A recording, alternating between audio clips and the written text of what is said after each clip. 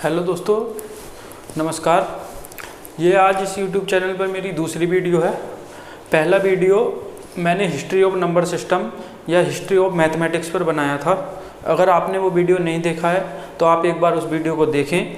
और ऐसा बिल्कुल नहीं है कि अगर आप जनरल कंपटीशन की तैयारी कर रहे हैं तभी आप उस वीडियो को देखें। उस वीडियो को आप अपने छोटे भाई बहन के साथ भी शेयर कर सकते हैं, क्योंकि उसमें हिस्ट्री ऑफ मैथमेटिक्स है। और मुझे लगता है हिस्ट्री ऑफ मैथमेटिक्स जो भी बच्चे मैथ में इंटरेस्ट रखते हैं उनके लिए वो जानना ज़रूरी है। आज चलते हैं हम अपने दूसरे टॉपिक की तरफ, जहाँ मैं कैलकुलेशन को कवर कर रहा हूँ। और जो पहला जिस नंबर की कैलकुलेशन हम सीख रहे होंगे तो वो नंबर की बात करेंगे 11। आज हम इस 11 के बारे में बात करेंगे। और 11 के बारे में मैं आपको एक तो बताऊँगा, मल्टीप्लाई बाई 11। वो कोई कितना भी बड़ा नंबर हो, कितनी भी डिजिट का नंबर हो, उसको 11 से हम कैसे कुछ ही सेकंड में मल्टीप्लाई कर रहे होंगे वो हम देखेंगे। दूसरा मैं आपको इसमें पास्कल ट्रायंगल पढ़ाऊंगा। पास्कल ट्रायंगल आपको हेल्प करता है दो तीन चीज़ों में। जैसे एक तो ये जो अलजेब्रा के फॉर्मूले हैं उन्हें बनाने में हेल्प करता है, वो हम अलजेब्रा में पढ़ेंगे। कि जैसे मैं आपसे ये कह दूँ a + b का स्क्वायर, तो आपको याद होगा, लेकिन मैं बोल दूँ a + b की पावर 4, तो इसको हम कैसे कर रहे होंगे बिना मल्टीप्लिकेशन के, वो पास्कल ट्रायंगल हेल्प करता है। और यहाँ पर 11 का स्क्वायर, क्यूब, 11 की पावर 4, ये सब निकालने में ये पास्कल ट्रायंगल है हमारी हेल्प करेगा। अगला हम देखेंगे डिविजिबिलिटी बाई 11। इस चैप्टर इसको हम डिविजिबिलिटी में दोबारा पढ़ेंगे नंबर सिस्टम में, लेकिन क्योंकि 11 की बात हो रही है तो इसको भी मैं यहीं पर लेकर चलूँगा।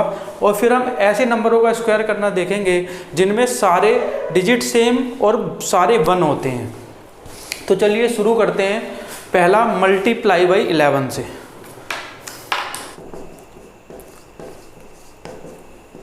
देखिए, किसी भी नंबर का 11 से मल्टीप्लाई करना बड़ा आसान होता है। जैसे एक एग्जांपल लेते हैं, मैं बोलता हूँ 12 × 11, ये करना है आपको। तो आप करो क्या, आप इधर राइट से लेफ्ट की तरफ चलो, राइट से लेफ्ट की तरफ चलो और पहले नंबर को सेम लिख दो। ठीक है, पहले नंबर को सेम। और जब भी दो नंबर मिल जाएं उन्हें ऐड करके बीच में लिख दो, दैट इज 3। और फिर इधर वाले कॉर्नर वाले नंबर को, जो लेफ्ट से पहला नंबर है, उसे भी सेम लिख दो। ये इस सवाल का आंसर होगा। दोबारा बताता हूँ, जैसे मैं बोलता हूँ 43 × 11, तो इस नंबर को सेम लिख दो 3, इन दोनों को जोड़कर बीच में 6, और इस नंबर को भी सेम 4। यही इस सवाल का आंसर है। सॉरी, 4 और 3 7, इन दोनों को ऐड करके बीच में 7। एक एग्जांपल और लेता हूँ, मैं बोलता हूँ 54 की मल्टीप्लाई करो 11 से। इस 4 को सेम, राइट से पहले नंबर को सेम, इन दोनों को जोड़कर बीच में 5 + 4 9, और इस नंबर को सेम, लेफ्ट से पहला जो है। Answer is 594। एक एग्जांपल और लेते हैं। देखिए, अभी तक जितनी भी संख्याएं हैं उनका सम कहीं भी 9 से ज़्यादा नहीं हो रहा, मतलब सिंगल डिजिट में सम है। अगर सम 2 डिजिट में आ रहा हो, ठीक है, मतलब कैरी की ज़रूरत पड़ रखी हो, तब भी सेम ही मेथड है। जैसे मैं बोल देता हूँ 49 × 11, जो तरीका बताया सेम। इस 9 को 9, राइट से पहला नंबर सेम, इन दोनों को ऐड करके बीच में 9 + 4 13, 13 का 3, कैरी 1, 9 4 13, 13 का 3, कैरी 1। अब इस 4 को सेम 4 लिखता, लेकिन एक कैरी भी तो है, तो इसको क्या लिख दूंगा 5। 9 को सेम, इन दोनों को ऐड करके बीच में, अब 4 को 4 लिखता, लेकिन कैरी था तो कैरी ऐड कर दिया, ये हो गया 539। एक एग्जाम्पल और लेते हैं, 2 डिजिट पर, फिर 3 डिजिट पर आएंगे। मैंने कहा 79 × 11 करो। गुणा करना बड़ा आसान है, 9 को 9 लिखूंगा, इन दोनों को ऐड करके बीच में लिखूंगा, 9 7 16 का 6, ठीक है, कैरी 1, भाई 7 + 9 16 का 6, कैरी 1। अब इस 7 को 7 लिखता, जो भाई लेफ्ट से पहला नंबर है उसे तो सेम उतारूंगा, लेकिन एक कैरी भी तो है, तो ये 7 + 1 दैट इज 8 69। ये इस सवाल का आंसर होगा। अब आगे चलते हैं भाई, अब आगे चलते हैं। अब 3 डिजिट के नंबर की मल्टीप्लाई अगर मुझे 11 से करनी है तभी भी मेथड सेम है। देखिए मैंने कहा था राइट से चलेंगे इधर की साइड और पहले नंबर को सेम लिखेंगे, पहली डिजिट को 3 को 3, इन दोनों को ऐड करके बीच में 3 और 2 5। अब ये दोनों का काम खत्म हो गया। अब इन दोनों को साथ लिखेंगे 2 + 1 3 और इस 1 को 1। ये इसका शॉर्टकट मेथड है, आप सिंगल लाइन में लिख सकते हैं। क्योंकि आपने देखा होगा अगर मैं इसको डिटेल में करूं, जैसे सपोज करो 12 को 11 से मल्टीप्लाई कर रहा हूं तो इसको मैं ऐसे लिख सकता हूं 10 + 1।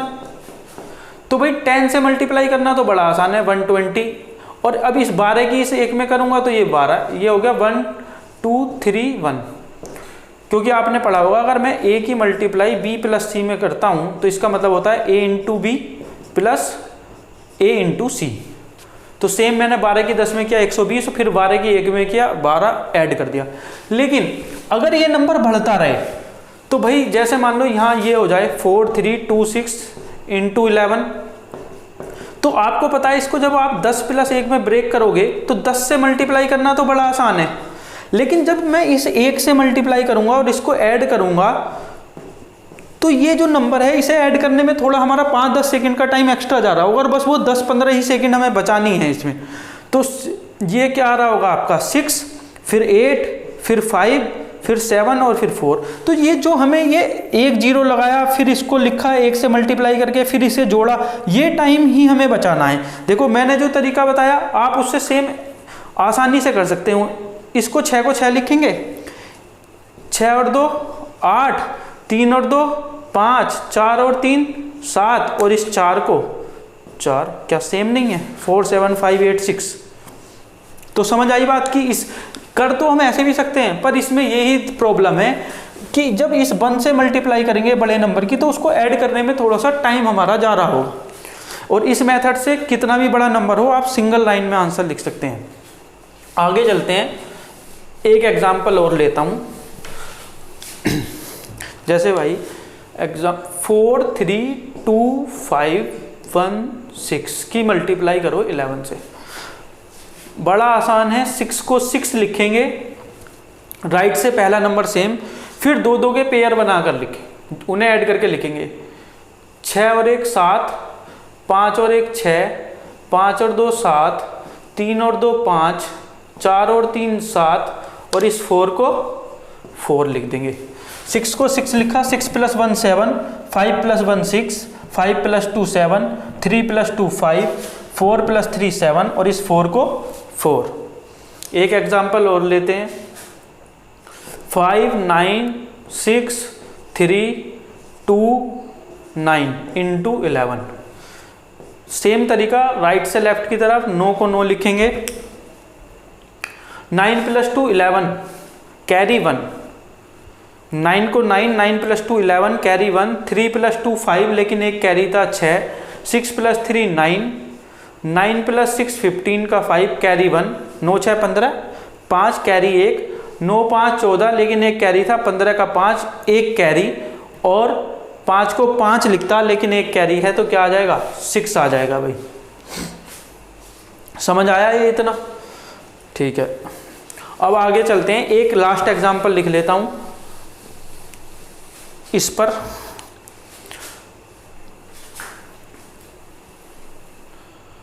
अब देखिए, जैसे मैं लिख लेता हूं 1 2 3 4 5 6 7 8 9 × 11। आपको सिंगल लाइन में आंसर लिखना है, राइट से लेफ्ट की तरफ चलते हुए। पहले 9 को सेम लिखेंगे, इन दोनों को ऐड करके 9 8 17 का 7 कैरी लगा, कैरी 1, 8 7 15 लेकिन कैरी 1 था 16 कैरी 1, 6 7 13 14 का 4 फिर एक कैरी, 6 5 11 एक कैरी था, 12 का 2 फिर एक कैरी, 5 4 9 एक कैरी था, 10 का 0 फिर एक कैरी, 4 3 7 एक कैरी था 8, 3 2 5 2 1 3 और इस एक का 1। दोबारा बता देता हूँ, 9 को 9, 9 8 17 का 7 कैरी 1, 8 17 15 कैरी 1 6 16 हो गया, कैरी 1 6 7 13, फिर एक कैरी था 14 का 4, फिर एक कैरी 6 5 11, 12 का 2, फिर एक कैरी 5 4 9, 10 का 0, फिर एक कैरी 4 3 7 और 1 8, यहाँ कोई कैरी नहीं है, 3 2 5, 2 1 3 और इस 1 को 1। सही है। अब मान लो इस 11 की जगह 121 आ जाए, जैसे मैं ये पूछ लूँ आप ये बताओ, तो भाई ये मुझे पता है ये क्या है 11 इंटू 11, तो पहले मैं इसकी 11 से मल्टीप्लाई कर लूंगा, जो आंसर आएगा फिर उसकी 11 से कर लूंगा। तो मुझे ये लिखना जरूरी थोड़ी है कि 1 2 3 इंटू 1 11 है, मुझे तो पता है ना 11 से मल्टीप्लाई करनी है, टाइम नहीं खराब करना, सीधा सीधा पता है मुझे 11 से मल्टीप्लाई करनी है। मन में सोचो 3 का 3, 3 + 2 5, 2 + 1 3, इस 1 को 1 लिखेंगे, फिर 11 से मल्टीप्लाई करनी है, तो इस 3 का 3, 5 + 3 8, 5 + 3 8, 3 + 1 4 और इस 1 का 1, दैट इज द आंसर। तो आप कितनी भी डिजिट का नंबर हो आप 11 से मल्टीप्लाई कर सकते हैं इन ए सिंगल रो। ठीक है, और ये आपको हेल्प करेगा पेपर में, बहुत सारे सवाल आते हैं, आप एक बड़ा सा सवाल कर रहे होंगे परसेंटेज का, और उसमें मान लो ये आ गया सोल्व करते हुए 436 इंटू 11, तो बच्चा इसी में लगा देता है 20-30 सेकेंड, तो ठीक है 20-30 सेकेंड, 1-1 मिनट लगा देते हैं इसमें। अब पता चला 1 मिनट में तो पूरा सवाल करना था, आपने ये कैलकुलेशन ही की है 20-30 सेकेंड में, तो फिर क्या होगा, पेपर छूटेगा ही। तो इसलिए ज़रूरी है कि आपको ये कैलकुलेशन के तरीके आते हों, डेली एक एक करके कैलकुलेशन पढ़ते रहेंगे। चलिए अब चलते हैं अगले टॉपिक की तरफ, दैट इज पास्कल्स ट्रायंगल, और देखते हैं पास्कल ट्रायंगल का यूज़ कैसे हम 11 के स्क्वायर, क्यूब और पावर 4 एंड सो ऑन करने में कर सकते हैं, आगे की पावर निकालने में। देखिए अगर मैं आपसे ये कह दूं पास्कल ट्रायंगल क्या है, तो देखिए पास्कल ट्रायंगल क्या है, 1 ये 11, अब कुल मिला के इसमें 11 से मल्टीप्लाई करनी है, तो इस डिजिट को तो मैं सेम लिखूंगा, इन दोनों का सम यहाँ, भाई इधर से चलते हुए पहली डिजिट को तो सेम लिखता हूँ, इन दोनों का सम यहाँ और लास्ट के डिजिट को सेम। फिर अगर मैं करूँ तो ये इस डिजिट को सेम, इन दोनों का सम, इन दोनों का सम, इसको सेम। अब मैं अगर लिखूँ तो ये तो सेम रहेगा, 3 1 3 3 6, 3 1 4, 1 का 1। फिर अगर मैं एक एक बोल दूं तो देखो ये पता है आपको, ये 11 की पावर 2 है, ये 11 की पावर 3 है, ये 11 की पावर 4 है, ऐसे ही आप 11 की पावर 5 निकाल सकते हैं, 11 की पावर 5। इस 1 को तो सेम लिखूंगा, 4 + 1 5, 6 + 4 10, 1 कैरी, 6 + 4 10, 11 का 1, 1 कैरी, 4 और 1 5, 1 कैरी था 6 और इस 1 का 1, तो ये हो जाएगा 16105 ऐसे ही मैं आगे भी कर सकता हूं। ठीक है भाई, तो ये यहां तक आप कितनी भी पावर इससे निकाल सकते हैं। और इसका देखिए इस पास्कल ट्रायंगल का यूज हम 2 बार करेंगे, एक तो करेंगे हम अपने अर्थमेटिक के चैप्टर कंपाउंड इंटरेस्ट में, जब कंपाउंड इंटरेस्ट में हमें कंपाउंड इंटरेस्ट निकालना होगा 2 साल का, 3 साल का, 4 साल का, 5 साल का, तब हम इसी पास्कल ट्रायंगल का यूज़ करेंगे। और एक करेंगे अलजेब्रा के फॉर्मूले फॉर्मेशन में। मैं आपको बताऊंगा कि ये a + b का whole square a² + 2ab + b² के होता है। ठीक है, कि a + b की पावर 4 का फॉर्मूला कैसे बनाएंगे बिना a + b का स्क्वायर का मल्टीप्लाई किए बिना। जैसे आपसे मैं ये कह दूँ a + b की पावर 4, तो आप इसे ऐसे करोगे a + b का whole square into a + b का होल स्क्वायर, इसका फॉर्मूला खोलोगे, इसका फॉर्मूला खोलोगे, तब इनकी मल्टीप्लाई करोगे, तो वो बड़ा बन जाता है, थोड़ा सा आपको कैलकुलेशन में दिक्कत हो सकती है। तो मैं बताऊंगा आप पास्कल ट्रायंगल की हेल्प से यहाँ पावर 5 हो, 6 हो, 7 हो, आप बिल्कुल डायरेक्ट एक सिंगल लाइन में इस फॉर्मूले को खोल सकते हैं। ये हुआ भाई पास्कल ट्रायंगल, जो आपको स्क्वायर, क्यूब, पावर 4 या पावर 5 का निकालने में हेल्प करेगा 11 की पावर। अब आते हैं डिविजिबिलिटी बाई 11। देखिए क्योंकि 11 की बात हो रही है तो मैं ये भी बता देता हूँ डिविजिबिलिटी बाई 11।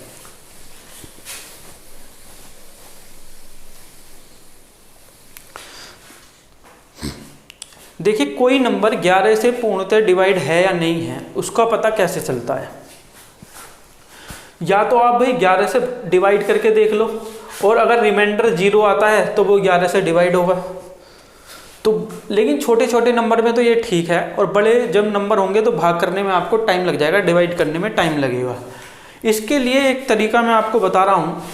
एक तो वो होता है ओड प्लेस इवन प्लेस का डिफरेंस निकालते हैं। मैं आपको एक दूसरा तरीका बता रहा हूँ, और ये सबसे आसान तरीका है। देखिए, जैसे मैं आपसे ये बोल देता हूँ कि भाई ये बताओ 1331 ये 11 से कंप्लीटली डिविजिबल है या नहीं है। तो आप करो क्या, ये दो दो डिजिट को ले लो और इनका डिफरेंस निकालो। आप लेफ्ट से राइट भी चल सकते हैं, राइट से लेफ्ट भी चल सकते हैं। मैं लेफ्ट से राइट की तरफ, मैं राइट से लेफ्ट की तरफ चलूंगा, ठीक है, इधर की तरफ मैं चलूंगा। तो देखिए, पहले मैं इसका डिफरेंस निकालता हूं। ये जो डिफरेंस है ये क्या आएगा, -2, 1 - 3 - 2। अब इसका डिफरेंस निकालता हूं तो ये आएगा 3 - 1 दैट इज 2। अब इन दोनों का सम करो आप, 2 और -2 का सम दैट इज 0। अगर ये सम 0, 11 या 11 का कोई मल्टीप्लाई आता है तब तो ये नंबर कंप्लीटली डिविजिबल होगा 11 से, अदरवाइज नहीं होगा। जैसे मैं एक एग्जांपल लेता हूं कि भैया आप मुझे ये बताओ 4 2 6 3 5 1 ये 11 से कंप्लीटली डिविजिबल है या नहीं है। तो देखेंगे हम, इन दोनों का सम, इन दोनों का डिफरेंस -4 दैट इज -3 और दैट इज -2। तो ये आया 4 + 3 + 2 -9, यानी कि ये 11 का मल्टीपल नहीं है, यानी कि ये नहीं होगा। यहाँ -11 होता तो होता है, या 0 होता तो भी होता, तो ये नहीं है। एक एग्जांपल और लेता हूँ, बताना है कि 11 से डिविजिबल है या नहीं है। एक एग्जांपल लिख लेता हूँ, ठीक है। आप जैसे ये है 2 7 9 8 3 4, ये बताना है भाई ये 11 से डिविजिबल है या नहीं है। इसको ना 5 कर लेता हूं, 3 4 5 ये है। अब देखो, इन दोनों का सम, इन दोनों का डिफरेंस दैट इज 1, इन दोनों का डिफरेंस -5, इन दोनों का डिफरेंस +2, और यहाँ कुछ नहीं है तो यहाँ 0 मान लूंगा, यहाँ डिफरेंस 2। तो ये आया 2 + 2 + 1 5, और ये -5 दैट इज 0, इनका सम 0 है। तो ये जो नंबर होगा ये कंप्लीटली डिविजिबल होगा 11 से। तो ये 11 की डिविजिबिलिटी की बात हुई। अच्छा, आपके पेपर में ऐसे भी सवाल आ सकता है, एक नंबर लिख देंगे और कहेंगे कि इस नंबर में मैं क्या ऐड करूं या क्या सब्ट्रैक्ट करूं कि नंबर 11 से कंप्लीटली डिविजिबल हो जाए। जैसे मैं इसको यहाँ 7 कर देता हूँ। देखिए, मुझे पता है यहाँ 5 है तो ये कंप्लीटली डिविजिबल है, तो मैं इसको 7 कर देता हूँ। अब मैं आपसे ये पूछता हूँ कि बताइए इसमें से, इस नंबर में से मैं क्या सब्ट्रैक्ट करूँ या इस नंबर में मैं क्या ऐड करूँ कि ये 11 से कंप्लीटली डिविजिबल हो जाए। तो करना कुछ नहीं है, मैं यही देखता हूँ, इन दोनों का डिफरेंस 3, इन दोनों का डिफरेंस -5, इन दोनों का डिफरेंस +2 और इन दोनों का डिफरेंस +2। अब इन सबको ऐड करता हूं तो 2 2 4 + 3 7 7 - 5 दैट इज +2। +2 का मतलब ये है कि ये 11 से डिविजिबल होने के बाद 2 रिमाइंडर दे रहा है। देखिए, मैं आपको एक चीज और बताता हूं इसमें, जब भी आप किसी संख्या को किसी दूसरी संख्या से डिवाइड करते हैं तो आपके पास 2 तरह के रिमाइंडर आ सकते हैं। कितने रिमाइंडर? 2। एक रिमाइंडर पॉजिटिव और एक रिमाइंडर नेगेटिव। जैसे मैं आपसे कह दूं कि आप 5 को 3 से डिवाइड करो, तो आप ऐसे कर सकते हैं, एक बार जाएगा दैट इज +2 बचा रिमाइंडर। लेकिन अगर इसी पाड़े को मैं 2 बार पढ़ दूं टेबल को तो ये आ जाएगा 3 2 6 दैट इज -1। देखिए, ये भी रिमाइंडर है, ये भी रिमाइंडर है। +2 का मतलब है ये जो संख्या है ये 2 एक्स्ट्रा है 3 के किसी फैक्टर से। तो देखो, इस 5 में से ये 2 घटा दो, तो 5 में से जैसे ही 2 जाएगा 3 बच जाएगा, 3 3 से पूरा डिवाइड होगा, नहीं होगा। यानी कि +2 का मतलब है, प्लस का मतलब एक्स्ट्रा, 2 2 एक्स्ट्रा है, मुझे पता चल गया कि जो प्लस का रिमाइंडर बचता है तो वो ये दिखाता है कोई चीज़ एक्स्ट्रा है। अब माइनस का 1 मतलब ये जो नंबर है ये 3 के किसी मल्टीपल से एक कम है। तो आप देख लो अगर इसमें मैं 1 ऐड कर दूं तो ये 3 2 जा 6 नहीं हो जाएगा, तो 3 का पूरा पूरा मल्टीपल होगा। लेकिन ऑब्जर्व करने वाली बात यहाँ ये है कि देखो ये और ये जो पॉजिटिव रिमाइंडर होता है और नेगेटिव रिमाइंडर होता है उन दोनों का सम हमेशा उस नंबर के बराबर होता है जिससे मैं डिवाइड करता हूं। जैसे मैं आपसे ये बोल देता हूं, इस 36 को डिवाइड करो आप 7 से, तो 7 पंजे 35, रिमाइंडर +1। अगर मैं इसको एक ज़्यादा बार पढ़ दूं तो 7 छंग 42, रिमाइंडर -6। तो अब देखो आप प्लस और माइनस वाले का सम कितना है 7, यहाँ प्लस और माइनस वाले का सम कितना है 3। तो दोनों रिमाइंडर का सम उस संख्या के बराबर होता है जिससे हम डिवाइड करते हैं। अब इसका फायदा क्या है, अगर मेरे पास प्लस का रिमाइंडर है तो क्या मैं माइनस का निकाल सकता हूँ। देखो 7 से डिवाइड किया है तो प्लस का 1 है तो माइनस का 6 होगा, 3 से डिवाइड किया है तो प्लस का 2 है तो माइनस का 1 होगा, क्योंकि 2 + 1 3, 1 + 6 7। अब मैं अगर आपसे ये कह रहा हूँ कि यार ये +2 बच रहा है, तो मैंने अभी तो बताया आपको कि प्लस का मतलब क्या होता है एक्स्ट्रा। ये कितना एक्स्ट्रा है, प्लस का मतलब एक्स्ट्रा, कितना एक्स्ट्रा है 2, तो इसमें से 2 घटा दो, और जैसे ही इसमें से 2 घटाऊंगा तो यहाँ 5 रह जाएगा। और मैंने अभी आपको बताया था कि ये जो नंबर है 2 7 9 8 3 4 5 ये 11 से पूरा पूरा डिवाइड है। तो अगर मैं पूछूं सब्ट्रैक्ट क्या करूंगा, तो जो नंबर प्लस में होता है उसे ही तो सब्ट्रैक्ट करूंगा क्योंकि वो एक्स्ट्रा है, तो 2 सब्ट्रैक्ट कर दूंगा। अब मुझे एक चीज़ बताओ, अगर ये रिमाइंडर +2 है और डिवाइड करना है मुझे 11 से, तो जब प्लस का 2 है तो क्या माइनस का 9 नहीं होगा। ऑब्वियस सी बात है, 2 और 9 का सम 11 होता है, तो प्लस का 2 है तो माइनस का 9 है, और माइनस का मतलब क्या है कमी। अगर मैं ये पूछ लूँ कि इस नंबर में मैं क्या ऐड करूँ कि नंबर 11 से पूरा डिवाइड हो जाए, तो ऐड कब किसे करूँगा, जिसकी कमी होगी। तो कमी किसकी है 9 की, तो क्या ऐड कर दूंगा 9। अगर मैं इसमें 9 ऐड कर दूँ तो वो नंबर पूरा पूरा 11 से डिवाइड हो रखा होगा, चाहे आप करके देख लेना। ये बात समझ आ रही है। एक एग्जाम्पल और इसी पे ले लेता हूँ, फिर इसको ख़त्म करेंगे। देखिए अपनी तरफ से कोई भी एग्जाम्पल लिख लेते हैं। ये तो मेरे पास था एग्जाम्पल, किसी बुक का क्वेश्चन था ये। एक एग्जाम्पल अपनी तरफ से बना लेते हैं। मैं पूछ लेता हूँ 4 3 2 5 7, इसमें से क्या ऐड और क्या सब्ट्रैक्ट करूँ कि नंबर पूरा पूरा 11 से डिविजिबल हो जाए। ठीक है, चलो यहाँ 1 और यहाँ 8 लिख लेता हूँ, ये नंबर लिख लेता हूँ। अब मैं यहाँ देखूंगा ये कितना आ रहा है, प्लस का 1, ये प्लस का 3 और ये माइनस का 1। तो इससे तो ये खत्म हो गया भाई, 8 में से 7 गया 1, 5 में से 2 गया 3, 3 में से 4 गया -1, तो क्या बचा +3। अब +3 के दिमाग में आते ही आपको दूसरा रिमाइंडर समझ में आ गया कि प्लस का 3 है तो माइनस में क्या होगा 8, क्योंकि 8 और 3 क्या बनाएंगे 11। प्लस का मतलब ये अधिक है, तो जो अधिक है उसी को तो घटाता हूँ, तो जो नंबर घटाना होगा वो क्या घटाना होगा 3। माइनस का मतलब कमी, तो कमी जिसकी कमी होती है उसे ही तो ऐड करता हूँ, तो ऐड क्या करना होगा 8। मैं पूछूं क्या ऐड करना है 8, क्या सब्ट्रैक्ट करना है 3। जैसे ही इसमें से 3 घटाओगे तो पूरा पूरा किससे डिवाइड हो जाएगा 11 से डिवाइड हो जाएगा। चाहे आप देख लो, यहाँ से 3 घटा दूंगा तो ये 5 हो जाएगा।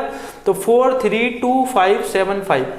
देखो भाई यहाँ -2, यहाँ प्लस का 3, यहाँ माइनस का 1, सम क्या आ रहा है 0। और मैंने कहा था जब पेयर का डिफरेंस का सम 0 या 11 का मल्टीपल होता है वो किससे पूरा पूरा डिवाइड होता है 11 से पूरा पूरा डिवाइड होता है। इस सारी चीज़ को हम नंबर सिस्टम के डिविजिबिलिटी चैप्टर में ही पढ़ेंगे, लेकिन क्योंकि 11 की बात हो रही थी तो मैंने ये यहाँ बता दिया।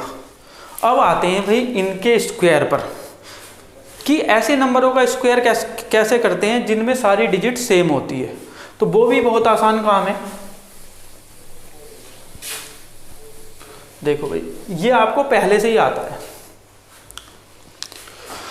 जैसे मैं आपसे 11 का स्क्वायर पूछूं तो 11 का स्क्वायर आपको पता है ये होता है 1 to 1। अगर मैं आपसे इसका स्क्वायर पूछ लूं तो देखिए इसी पैटर्न पे इसका स्क्वायर निकालेंगे।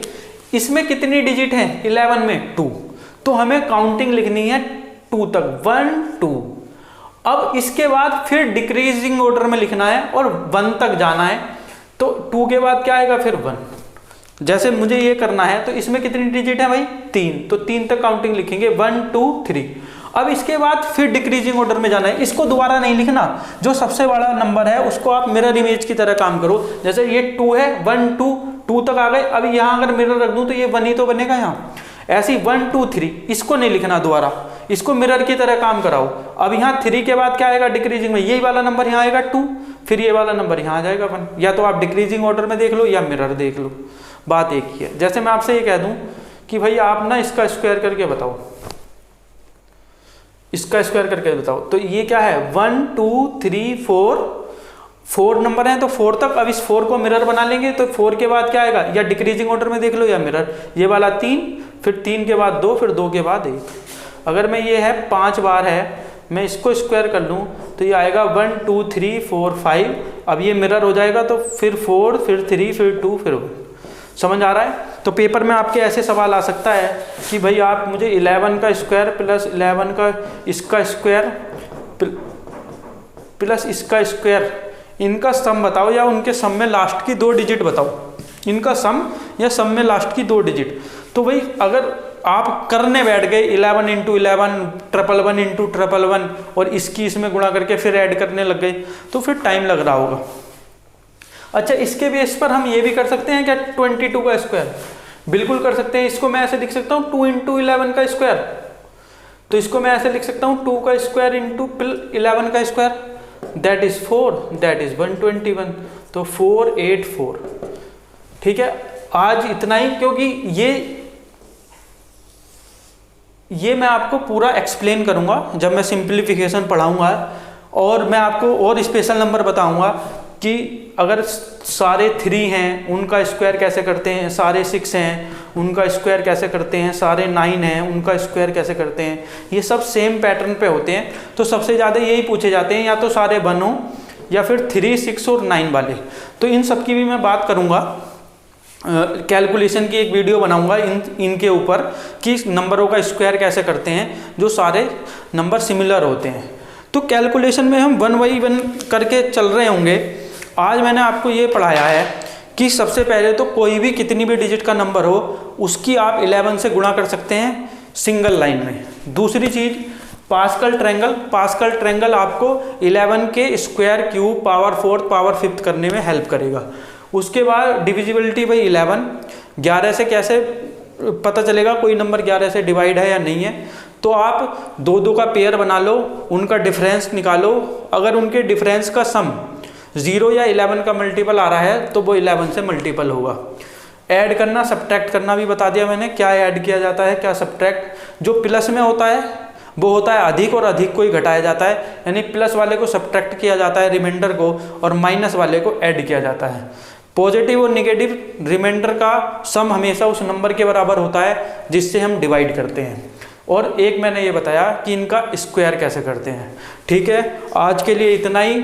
मिलते हैं अगली वीडियो में कैलकुलेशन की एक नई तरीके के साथ, एक नए नंबर से मल्टीप्लाई करनी मैं आपको सिखा रहा हूँ। और ये वीडियोस ऐसी हैं जो भी हैं, ऐसा कुछ नहीं है कि अगर आप केवल सरकारी नौकरी की तैयारी कर रहे हैं तभी आप इन्हें देखेंगे।